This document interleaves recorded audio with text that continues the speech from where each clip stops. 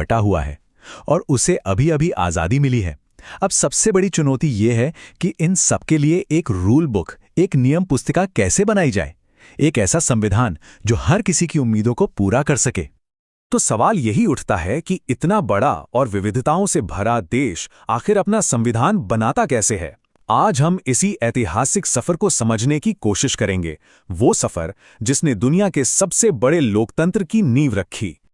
देखिए, संविधान बनाने की ये कहानी कोई एक दिन में शुरू नहीं हुई। इसकी जड़ें दशकों पुराने स्वतंत्रता संग्राम में थी, उस एक बड़े सपने में कि भारतीय अपना भविष्य खुद लिखेंगे। तो ये आइडिया सबसे पहले आया कहाँ से? औपचारिक तौर पर इसे सबसे पहले सामने रखा वामपंथी आंदोलन के एक बड़े नेता एम.एन. रॉय ने। साल था 1934, जब उन्होंने एक ऐसी सभा की कल्पना की जो सिर्फ भारतीयों की हो और भारतीयों के लिए हो। और ये कोई छोटा मोटा सफर नहीं था। सोचिए, 1935 में कांग्रेस ने इससे अपनी ऑफिशियल डिमांड बनाया। फिर 1938 में जवाहरलाल नेहरू ने साफ कर दिया कि ये सभा आज़ाद भारत के लिए होगी और इसमें किसी बाहरी शक्ति का कोई दखल नहीं होगा। काफी सालों बाद 1940 में ब्रिटिश सरकार ने अगस्त ऑफर में इस मांग को माना और आखिरकार 1946 में कैबिनेट मिशन प्लान ने इस सपने को हकीकत में बदलने का रास्ता खोल दिया। ये दशकों की कोशिशों का नतीजा था। तो ठीक है, प्लान तो बन गया, पर इस इतने बड़े काम को करेगा कौन? चलिए अब उन लोगों से मिलते हैं जिनके कंधों पर यह जिम्मेदारी डाली गई थी। ये नंबर देखिए, 389। ये सिर्फ एक आंकड़ा नहीं है, ये उस संविधान सभा की शुरुआती ताकत का प्रतीक है। कुल 389 सदस्य चुने जाने थे। तो ये 389 लोग आए कहां से? देखिए, इसका बंटवारा भी उस वक्त के भारत की पूरी कहानी कहता है। 292 सदस्य उन प्रांतों से थे जहां सीधा ब्रिटिश शासन था, 93 सदस्य देसी रियासतों से आने थे और 4 सदस्य चीफ कमिश्नर के प्रांतों से। ये एक तरह से बिखरे हुए भारत को एक धागे में पिरोने की पहली कोशिश थी। अब जब चुनाव हुए तो नतीजे काफी कुछ साफ कर रहे थे। कांग्रेस को 208 सीटों के साथ जबरदस्त बहुमत मिला, जबकि मुस्लिम लीग को सिर्फ 73 सीटें मिली। इस सियासी समीकरण का असर सभा के शुरुआती कामकाज पर पड़ना तय था। ऑलराइट, तो सभा बन गई, सदस्य आ गए। अब शुरू हुआ असली काम, एक राष्ट्र के भविष्य पर बहस करने का, बड़े बड़े फैसले लेने का। सभा के शुरुआती दिन कहना पड़ेगा काफी उथल पुथल भरे थे।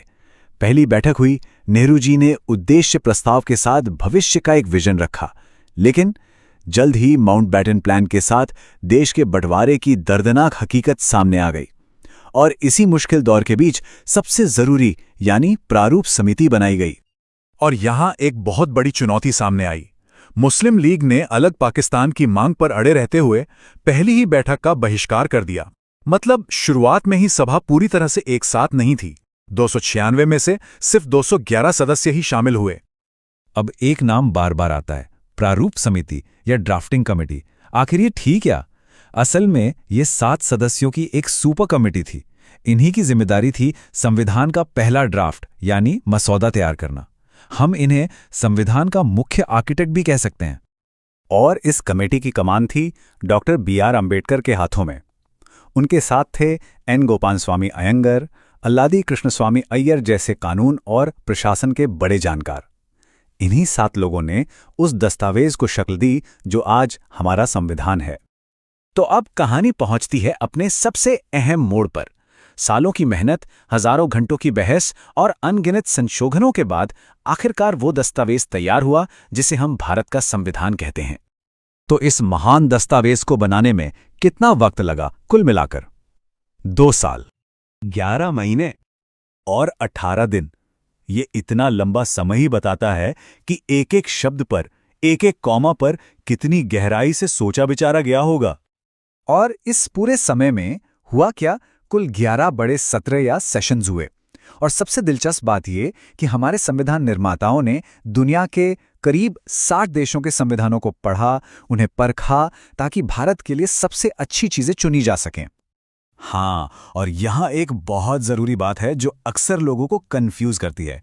संविधान को अपनाया गया यानी अडॉप्ट किया गया 26 नवंबर 1949 को, लेकिन इसे पूरी तरह से लागू किया गया 26 जनवरी 1950 को, और इसी दिन को हम हर साल गणतंत्र दिवस के तौर पर मनाते हैं।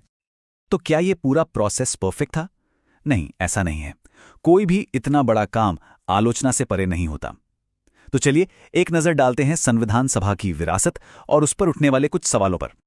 सबसे पहली और शायद सबसे बड़ी आलोचना जो की जाती है वो ये थी कि सभा के सदस्य सीधे जनता के वोट से नहीं चुने गए थे।